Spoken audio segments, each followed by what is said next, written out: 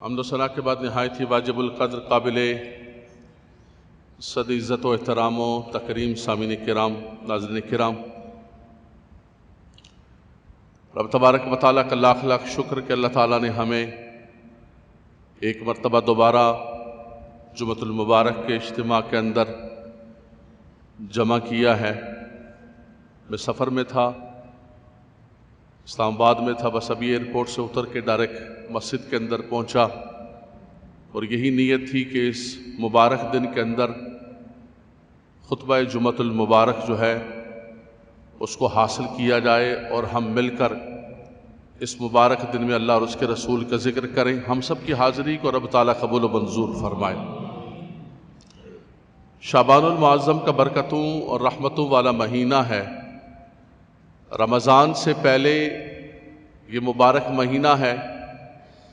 ایک تو اس ماہ مقدس کے اندر آقا دو جہاں صلی اللہ تعالیٰ علیہ وسلم کثرت کے ساتھ نفلی روزہ رکھا کرتے تھے۔ ام المومنین سیدہ عائشہ رضی اللہ تعالیٰ عنہا فرماتی ہیں کہ رمضان المبارک کے بعد اگر کسی مہینے کے اندر سب سے زیادہ کثرت کے ساتھ اللہ کے نبی صلی اللہ علیہ وسلم روزے رکھتے تو فرمایا کہ وہ شعبان المعظم کا مہینہ ہے۔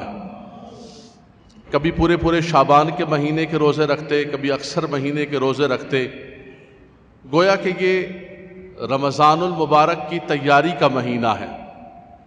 اور حضور علیہ الصلوۃ والسلام رجب سے ہی دعا فرماتے، اللہم بارک لنا فی رجب و شعبان وبلغنا رمضان، رجب و شعبان میں برکت اور رمضان تک ہمیں خدایا پہنچا دے۔ شعبان المعظم اسی شعبان المعظم کی ایک مبارک رات 15ویں شب جسے شب براءت کہا جاتا ہے، براءۃ من النار،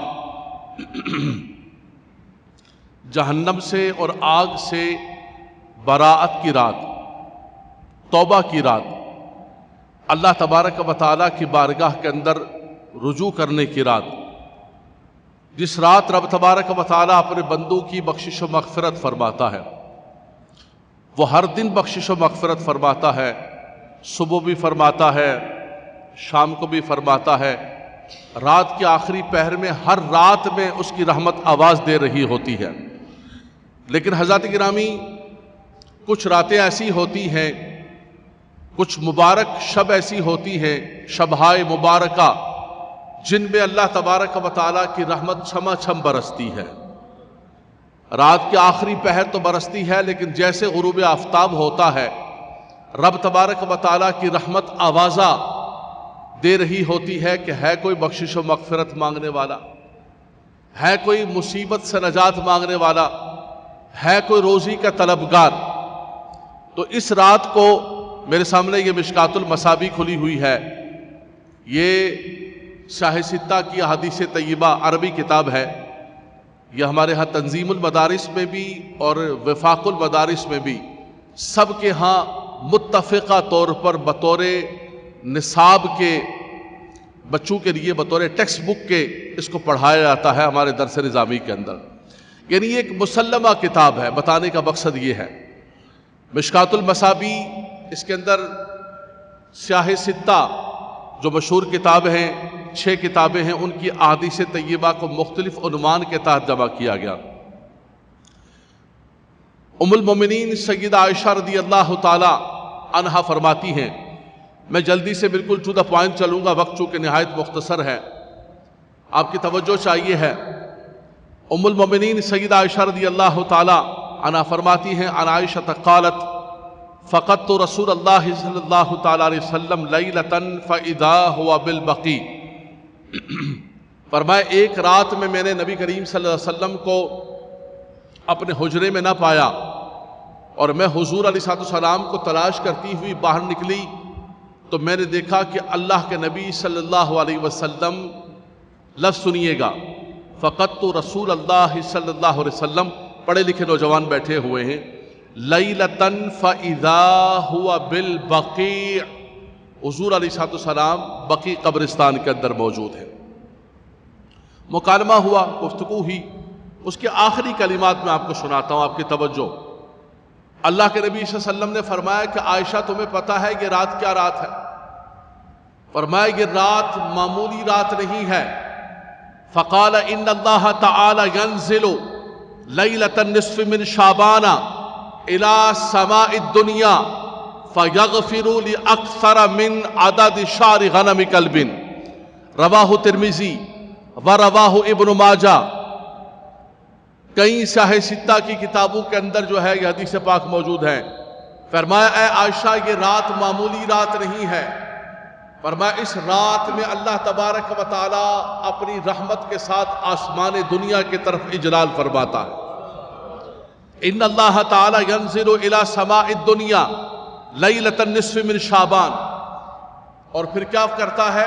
لفظ سنیے گا حدیث پاک کے فیغفر لاکثر من عدد شعر غنم قلب.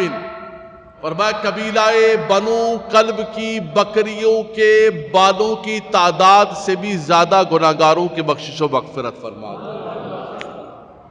یہ میں نے حدیث پاک کا ترجمہ کیا.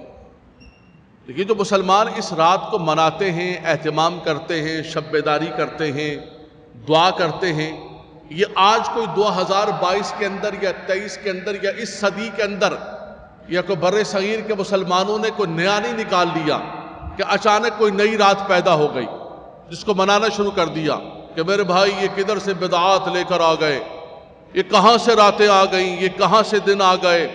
میرے بھائی سب راتیں اللہ کی ہیں، سب دن اللہ کے، بالکل اللہ کی ہیں. لیکن ان راتوں کی اہمیت کو، فضیلت کو خود آقا دو جہاں صلی اللہ علیہ وسلم نے بیان فرمایا. فرمایا رب تبارک و تعالیٰ اپنی رحمت کے ساتھ آسمان دنیا پر تجلی فرماتا ہے اور گناہگاروں کی بخشش و مغفرت فرماتا ہے. دوسری حدیث پاک ام المومنین سیدہ عائشہ رضی اللہ تعالی عنہا روایت فرماتی ہیں، اور اس کو کئی کتابوں کے اندر بہقی نے اس کو روایت کیا، کئی کتابوں کے اندر نقل کیا گیا. اللہ کے نبی صلی اللہ علیہ وسلم نے پوچھا هل تدرین ما فی هذه اللیلہ، یعنی لیلۃ النصف من شعبان.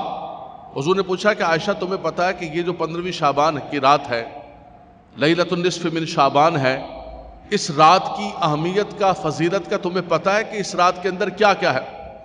قلت ما فیہا یا رسول اللہ صلی اللہ علیہ وسلم، یا رسول اللہ آپ فرمائیے. فقال، حضور نے فرمایا، اب سنیے گا آگے لفظ، توجہ آپ کی، مسجد کے اندر خطبے کے لیے بیٹھے ہوئے توجہ فرمائیے گا، لفظ سنیے گا.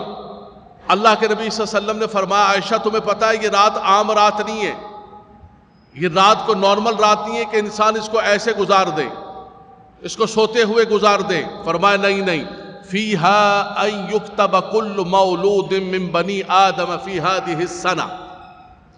فرمایا اس سال کے اندر جن جن لوگوں نے فوت ہونا ہے ان کے ناموں کی فہرست حضرت اسرائیل علیہ السلام کے پاس اسی رات کے اندر جاتی ہے. ویسے تو انسان پیدا ہوتا ہے، اس کی پیدائش کے حوالے سے، اس کی موت کے حوالے سے ایک وقت متعین ہوتا ہے، لیکن اس کے اندر لفظ کیا ہے؟ فیہا ان یکتب کل مولود من بنی آدم فی ہذہ السنہ وفیہا ان یکتب کل ہالک من بنی آدم فی ہذہ السنہ. فرمایا جس بچے نے پیدا ہونا ہے اس سال کے اندر اس کے نام بھی، اور جس نے دنیا سے رخصت ہونا اس کا نام بھی حضرت اسرائیل کو فرمایا اسی رات کے اندر دے دیا جاتا ہے. گویا کہ یہ رات بڑے بڑے فیصلوں کی رات ہے. فیہا یفرق کل امر حکیم امرا من عندنا انا کنا مرسلین رحمتا من ربک انہ هو السمیع العلیم. فرمایا وہ مالک و مولا، وہ سمیع و بصیر و سننے والا اس رات کے اندر بڑے بڑے امور کے فیصلے فرماتا ہے، بڑے بڑے کاموں کے فیصلے کیے جاتے ہیں. تو فیہا کل مولود و فیہا کل ہالک، ہر پیدا ہونے والا اور ہر دنیا سے رخصت ہونے والا اس کے نام آنے والے سال کے اندر جنہوں نے ہونا ہے، فرمایا کہ فرشتوں کو اسی رات کے اندر دیا جاتا ہے. اگلا جملہ سنیے گا، وفیہا، فرمایا اس رات کے اندر کیا ہوتا ہے؟ وفیہا ترفع اعمالہم. فرمایا اس رات کے اندر جو ہے بندوں کے نامہ اعمال اللہ تعالیٰ کی بارگاہ میں پیش کیے جاتے ہیں. سالانہ ویسے تو ہر ہفتے کے اندر اللہ کے نبی صلی اللہ علیہ وسلم نے فرمایا کہ پیر کے دن اور جمعرات کے دن بندوں کے نامہ اعمال اللہ کی بارگاہ کے اندر پیش کیے جاتے ہیں، ہفتہ وار رپورٹ کہ بندوں نے کیا کیا۔ اسی لیے اللہ کے نبی صلی اللہ علیہ وسلم پیر کے دن اور جمعرات کے دن روزہ رکھا کرتے تھے۔ آج بھی اہل مدینہ پیر اور جمعرات کو افطاری کراتے ہیں کہ وہاں روزہ رکھنے کا معمول ہے۔ تو حضور علیہ السلام سے پوچھا گیا، یا رسول اللہ صلی اللہ علیہ وسلم آپ پیر اور جمعرات کو روزہ رکھتے ہیں؟ تو حضور نے فرمایا ایک تو پیر کے دن جو ہے میری ولادت ہوئی ہے، پیر کے دن مجھ پر وحی اتری ہے۔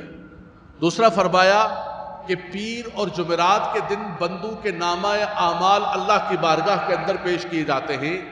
انی احب، فرمایا میں پسند کرتا ہوں کہ میرا نامہ اعمال جب اللہ کی بارگاہ کے اندر پیش کیا جائے تو میں روزے کی حالت میں ہوں، انا صائم، فرمایا میں روزے کی حالت میں ہوں اور میرا نامہ اعمال اللہ تعالیٰ کی بارگاہ کے اندر پیش کیا جائے۔ اسی لیے ہمارے بہت سارے دوست 14 شعبان کو بھی روزہ رکھتے ہیں، 15 شعبان کو تو رکھتے ہیں، اس پر تو میں حدیث پاک ابھی آپ کے سامنے پیش کرتا ہوں، لیکن 14 شعبان کو بھی رکھتے ہیں۔ فرمایا وہ آخری دن ہوتا ہے اور عصر کے بعد بیٹھے ہوتے ہیں روزے کی حالت میں، فرمایا آج اللہ کی بارگاہ میں نامہ اعمال پیش ہونا ہے، فرمایا ہم پسند کرتے ہیں کہ ہمارا نامہ اعمال جب پیش کیا جائے تو ہم روزے کی حالت میں، روزے کی حالت میں۔ اچھا، ہمارے دوستوں نے شور شرابہ اتنا بڑا ہنگامہ کھڑا کر لیا جیسے کوئی آسمان پھٹ گیا، زمین پھٹ گئی، میرے بھائی بدعت ہو گئی، بدعات شروع کر دی ہے، بدعات شروع ہو گئی، اللہ اکبر۔ خدا کے بندو، اس پرفتن دور کے اندر پوری دنیا کے اندر آگ لگی ہوئی ہے، مسلمانوں کا خون بہایا جا رہا ہے، شام سے لے کر، عراق سے لے کر، یمن سے لے کر، اور اس کے بعد لیبیا سے لے کر، برما سے لے کر افغانستان و ہندوستان و کشمیر و فلسطین کو دیکھو، مسلمانوں کے ساتھ کیا ہو رہا ہے، اور آپ ان چھوٹی چھوٹی باتوں پہ قوم کو لڑا رہے، شور بچا رہے۔ اگر کسی شخص نے روزہ رکھ لیا، مثال کے طور پہ ایک بندہ مجھ سے آ کے پوچھتا ہے کہ حضرت میں کل روزہ رکھنا چاہتا ہوں، میں کہوں گا نفلی روزہ رکھنا چاہتا ہوں، میں کہوں گا سبحان اللہ، اللہ آپ کو قبول و منظور فرمائے، ایوری ڈے، کبھی بھی آپ روزہ رکھ سکتے ہیں۔ اور پھر یہ جو 13-14 ہیں، آگے چلیں جی، آپ کو ڈر لگ رہا ہے کہ اگر آپ کہیں خدا نخواستہ کسی اور مسئلے کے اندر نہ پھنس جائیں، آپ یقین کریں میں جمعے کے لیے بیٹھا ہوا ہوں، مجھے یہ باتیں، اس قسم کی فرقہ واریت کی باتیں کرتے ہوئے مجھے اچھا نہیں لگتا ہے، لیکن یہ کیوں کرنی پڑ رہی ہیں کہ بچوں کو پریشان کیا جا رہا ہے، بچوں کو گمراہ کیا جا رہا ہے، ان کے ذہن کو پراگندہ اور متزلزل کیا جا رہا ہے۔ جو کچھ راتوں کے اندر آنے والے ہیں، ایسا لگتا ہے کہ ان کو بھی ایسا کہ تم روڈوں پر گھومو، آوارہ گردی کرو، کچھ بھی کرو، لیکن نہیں، مسجد کے اندر یاسین نہ پڑھ لینا، اللہ کی بارگاہ میں سر نہ جھکا لینا، روزہ نہ رکھ لینا کہیں، نہیں، بدعت ہو جائے گی، گناہگار ہو جاؤ گے۔ خدا رسول کا واسطہ ہے، اللہ کے دین پر رحم کرو۔ اللہ نے یہ گولڈن چانسز دیے ہوئے ہیں ہمیں، یہ بخشش کی راتیں ہیں۔ میں نے حدیث پڑھی ہے، حوالہ دیا ہے، ریفرنس دیا ہے کتاب کا، راویہ بتائی ہے کس کتاب کے اندر ہیں، عربی ٹیکسٹ پڑھا ہے، متن پڑھا ہے، جو میرے آقا صلی اللہ تعالیٰ علیہ وسلم کے لمحۂ مبارک سے نکلا ہوا ہے۔ اچھا، کہیں اگر روایتوں کے اندر، میں نے پچھلے جمعے بھی حضرت امام اعظم کے حوالے سے گفتگو کرتے ہوئے کہا کہ اگر راویوں کے اندر کچھ کمی بھی ہے تو آپ کی تو ساری جس کتاب سے آپ درس دے رہے ہوتے ہیں، اس کتاب کی اگر چھان بین کی جائے، جس کو آپ نے قرآن سے بھی بڑا درجہ دیا ہوا ہے، تو وہ تو ضعیف روایتوں کا پلندہ ہے، وہ تو ضعیف روایتوں سے بھری ہوئی ہے۔ بھائی یہ کیا کر رہے ہو؟ یہ ضعیف روایتوں والی کتاب کو تم نے قرآن سے بھی بڑا درجہ دیا ہوا ہے کہ اس کا درج ہو رہا ہے۔ نہیں، فضائل اعمال کے اندر ضعیف روایتیں بھی معتبر ہوتی ہیں، فضائل اعمال میں ضعیف روایتیں بھی معتبر ہوتی ہیں۔ تو خدا کے بندو، اگر وہاں فضائل اعمال میں ضعیف روایتیں معتبر ہوتی ہیں، اگر کہیں ذوف پیدا ہو بھی گیا تو کوئی مسلمان روزہ رکھ لے، بڑی رات عبادت کر لے، تو آپ تو اس کے پیچھے بڑے بڑے شیخ الاسلام جو ہے اس کے پیچھے ڈنڈا لے کے نکل پڑے کہ نہیں نہیں نہیں نہیں نہیں نہیں نہیں، یہ مسجدوں کا کھلنا اور یہ اجتماع اور یہ ذکر، یہ سارے کا سارا. آپ یقین کریں جمعے کا اجتماع ہے، میں محراب و منبر پر بیٹھا ہوں، دل چھنی ہوتا ہے، دل غمزدہ ہوتا ہے یہ چیزوں کو دیکھ کر کہ خدا را یہی تو موقع ہوتا ہے امت کو جمع کرنے کا، امت کو اللہ کی بارگاہ میں سجدہ ریز کرنے کا. کسی ایک کے کوئی ایک آنسو کو ایک قطرہ نکل گیا، اس کے صدقے اللہ ہم سب کی بخشش و مغفرت فرما دے. میں حدیث پاک پڑھ کے بات کو مکمل کرتا ہوں. فیہ فرمایا، توجہ فرمایا کل مولود کل حالک وفیہا ترفع اعمالہم، بندوں کے نامہ اعمال اسی کے اندر اٹھائے جاتے ہیں. فیہا تنزل ارزاقہم، فرمایا کہ رزق اسی کے اندر اتارے جاتے ہیں. یہ رات بڑے بڑے فیصلے کرنے کی رات ہے، یہ بڑے اہم ترین رات ہے. اللہ اکبر. فرمایا اس رات کے اندر رب تبارک و تعالیٰ کی رحمت آواز دیتی ہے. حضرت علی المرتضیٰ کرم اللہ تعالی وجہہ الکریم، مولا کائنات انا مدینۃ العلم و علی بابوہا، ابن ماجہ شریف کی کتاب ہے شاہ ستہ میں سے، اور حضرت علی روایت فرما رہے. میں روایت پڑھوں گا. عن علی قال قال رسول اللہ صلی اللہ تعالی علیہ وسلم اذا كانت لیلۃ النصف من شعبان، فرمایا جب 15ویں شعبان کی رات آ جائے تو کیا کرو، سنیں. فقوموا لیلہا وصوموا یومہا، اس رات کے اندر زیادہ سے زیادہ نوافل پڑھو، عبادت کرو، اور آنے والے 15 کے دن کا تم روزہ رکھو. فرمایا کیوں؟ فإن اللہ تعالی ينزل فیہا لغروب الشمس الى سماء الدنیا. وہی روایت. فرمایا رب تبارک و تعالی جیسے ہی 14 کا سورج غروب ہوتا ہے، 15ویں شب شروع ہوتی ہے، مغرب سے ہی رب تبارک و تعالی آسمان دنیا پر اجلال فرماتا ہے اپنی رحمت کے ساتھ، اپنے شیان شان اس کی رحمت آواز دیتی ہے. سنیں کیا کہا جا رہا ہے. فیقول، اور اس کی رحمت کہتی ہے، الا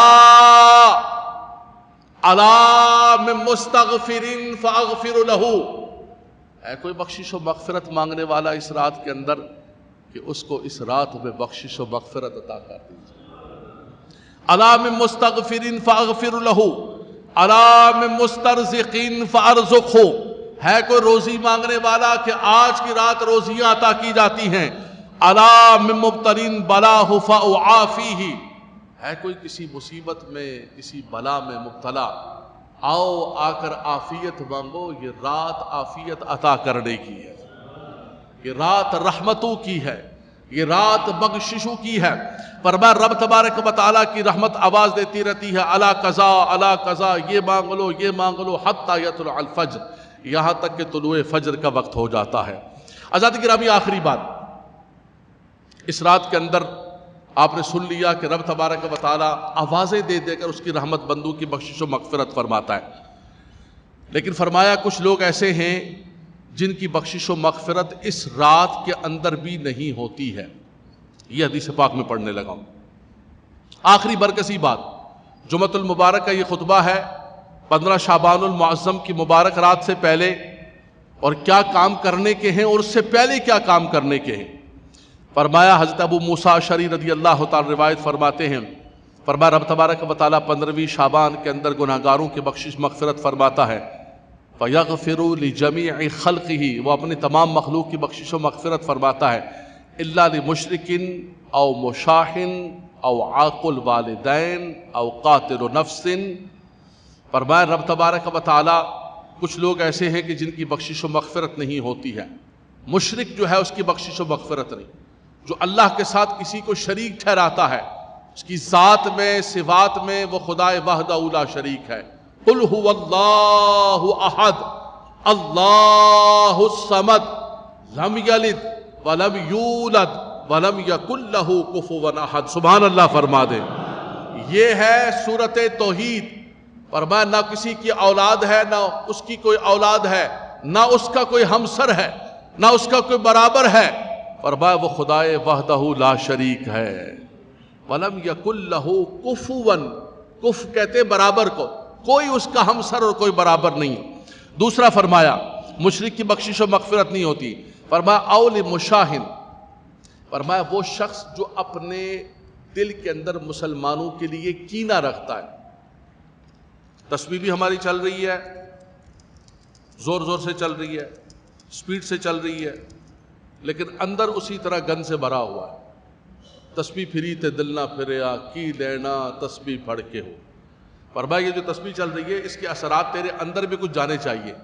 یہ صرف باہر تسبیح گھومتی رہے, تیزی کے ساتھ گھومتی رہے اور اس تسبیح کی کوئی رقت اور کوئی خوف اور کوئی اثرات تیرے اندر نہیں ہے تو حضرت سلطان باہو فرماتے ہیں پھر کی لینا تسبیح پھری تے دل نہ پھریا.